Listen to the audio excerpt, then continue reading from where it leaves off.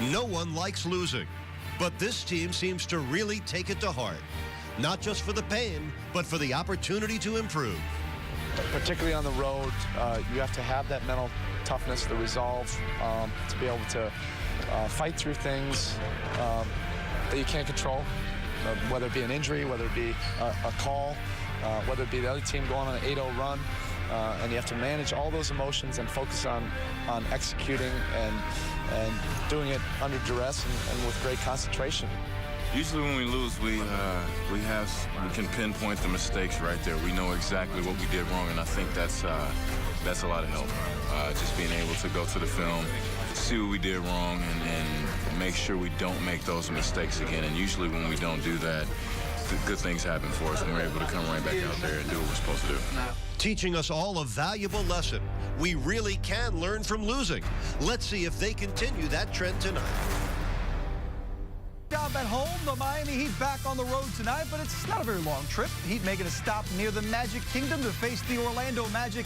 Heat basketball coming your way from Orlando as the Heat take on the Magic. It is Social Saturday, and we could probably hashtag bounce back for both teams. More on that in a moment. But as we check in, we bring in our style guru, John Crotty. John, your thoughts? I love the leather. I love me some leather. And then LeBron, I love me some bright shoes. Now, I'm told those are lyrics to a Drake song. What does it say? Hold up. Hold my phone. Hold my phone. I'm more to, start it from the bottom of here. If we're going to go with Drake, but LeBron. On a pleasant Saturday evening in Orlando, a busy weekend begins for the Miami Heat. 2 games in 2 nights. And following Thursday's loss at home in a shootout against Golden State, the Heat seek a return to their disruptive defensive ways. Welcome, everybody, inside the Amway Center. Tonight, the third of 4 games between the Heat and the Magic. And you know we always hope you enjoy every bounce and basket right along with us. Miami Heat basketball on Sunsports, proudly presented by AT&T Uverse. And as the Heat take the floor in Orlando, we say good evening to the Heat Nation. In his draft. And he's had an interesting year. He was the Eastern Conference Rookie of the Month. Great move by Wade, and the foul. Oh, my. Great spin move inside. Then he had to evade a Big Baby coming over to help. Watch this again. Oh, man, that was terrific. Took the hit, made the shot. And again, he and LeBron, they never... With a rebound. Some people at Michigan State preseason #1. Wait on that lob from Cole, able to lay it in one fluid motion. Good timing on that play.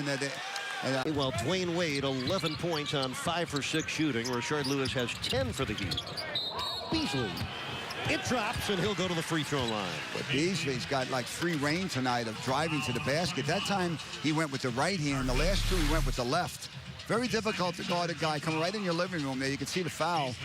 It's tough to guard a guy like Chris Bosh. They can go either way. And then you see the back door where, you overplay a little bit. The defender. Add to our game on TV almost everywhere. I think he's going to be in the Basketball Hall of Fame one day. I do too. How about Rashard Lewis? He had a field goal a moment ago. Now he triples and draws a foul and puts the Heat ahead by 4. 7th assist for LeBron.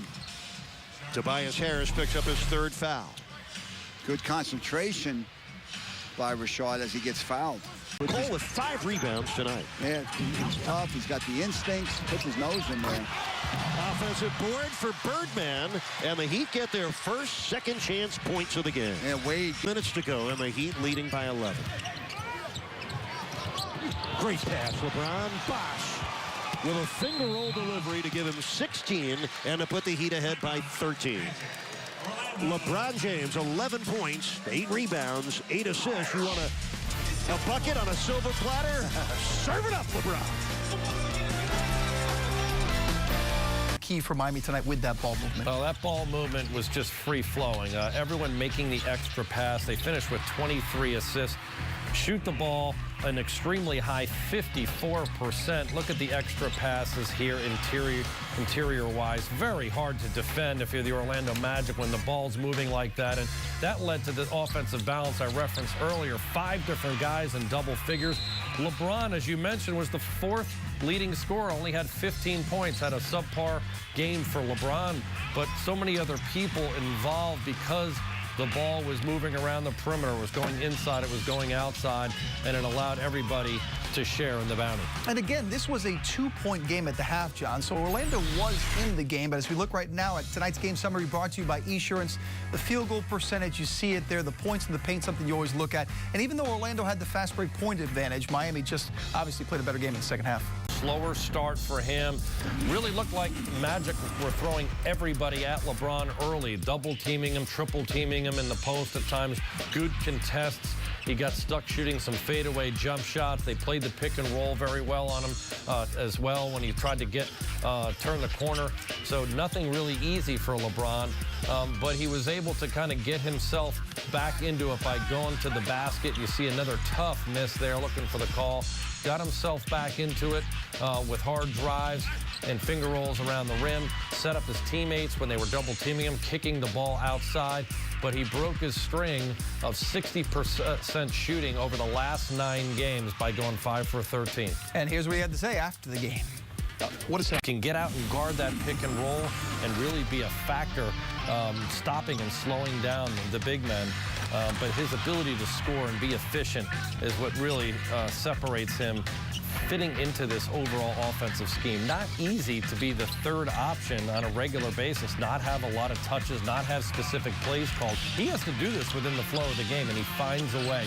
Getting open, his teammates know how to find him. But the difference, in my opinion, lately, why he's shooting over 50% in 10 of the last 11 games is he's getting aggressive going to the rim, he's getting to the basket, and he's getting such open shots as a result. But look at the way he defends, too. Had a shot block, affected a couple others. But that's the difference right there. Getting to the rim, Will, is why he has really been scoring the ball effectively as of late. And you're seeing a variety of shots. You mentioned the outside from the inside. It's not easy to stay that hot, and it's also not easy to come off the bench at the last moment and, you know, be thrust in the starting lineup. But Rashard Lewis did that tonight with Shane Battier out, and John, he did it well. Just so seamlessly. People don't realize how hard that is to do. You get the call, you get the nod. He's been coming off the bench and playing shorter minutes. Now he's starting as a season-high 18 points. There's a reason why he is made the 8th most threes in the NBA history. He has great range. He's got a quick release and a high release point, so really tough to affect his jump shot, and he really stretches the floor. Coach Spoelstra loves what he does on the offensive end. I think his improved defense has given him even more minutes on the floor. Then on to Dwayne Wade, who goes out there and gets 20 points. And John, I think you and I talked in the pregame, weren't sure if he was going to play with a back-to-back coming up and home tomorrow against Toronto, but he did play, and again, he scores 20 points. He played, and he played effectively inside. He was athletic. Look at how he got to the rim and got to the paint. He was able to rebound the ball, had 6 boards. And look at this gorgeous backdoor cut. He and Cole on the same page there. D-Wade got to the free throw line. That always means that he's being aggressive. He was 4 or 5 there. And that mid-range fadeaway game there, when he's making those shots, it is just impossible for a defender. They go under the screen there. Big mistake. Wade feeling it from that 15 to 18 range. Putting it together, I joked earlier with John, the big 3 tonight. Okay, we know LeBron is part of the big 3 always, but LeBron didn't have to be, John. Tonight, you see that balance, 20, 20, and 18. We mentioned LeBron only had 15, even though he almost had a triple-double. And defense for Miami. Even the special teams play. Oh, wrong sport.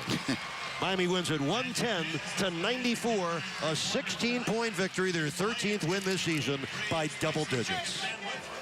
So the Heat go to 25-8 now and get ready to come back home to take on the Toronto Raptors tomorrow night. Nice scene with Victor Oladipo and Dwayne Wade exchanging post-game pleasantries, but we head now directly into the Sunsports Winner's Circle, where Jax has Rashard Lewis. Eric, thank you very much. That is Chris Bosh now running camera there, by the way. A video bomber is not even on camera. That's awesome. Exactly. First of all, I should have known this morning when you were holding your press conference here with the old media here in Orlando that used to cover you, tonight was going to be a special night. But knowing that you're coming in, stepping in for Shane, what did you want to accomplish immediately? Wanted to first off start off on the defensive end and try to, contain Big Baby because he's a great player on the offensive end, and just take shots when I'm open, when those guys swing it around, and made a layup, and that's what really got me going. Start hitting threes. We talked about it at the top of the show. What are you recognizing about this team, particularly in this year? Although it's been signature for a minute, that you guys, you don't linger on the losses. You get on to the next thing, and the next thing for you is winning. Yeah, I mean, it's always a new day when you wake up in the morning. Of course, we lost some games we probably shouldn't have lost, but at the same time, it's a long season. You got more games to play.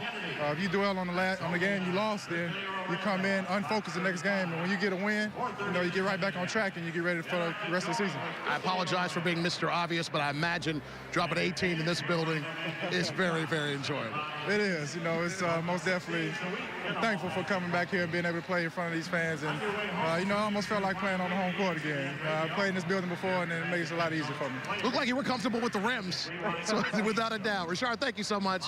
Have a fantastic rest of the day, and we'll get right back to it tomorrow. The Raptors are waiting. Right back at it. Thank you. Thank you so much. Richard Lewis in the starting lineup for the second time this season, and quite effective as the Miami Heat use his effort as a part of an overall 110-94 victory on the road in Orlando. We're coming back with more. Stay right there.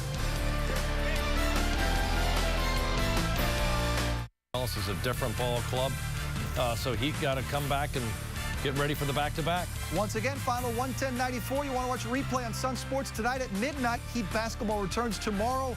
Raptors in town. Heat Live, delivered by Papa John, starts at 5:30. This has been a presentation of Sunsports, your exclusive home for Miami Heat basketball. For my partner, John Crotty, I'm Will Manso. For Ray Allen's mom and all the good food, thanks for watching. Here now, following the Heat win, is your final take.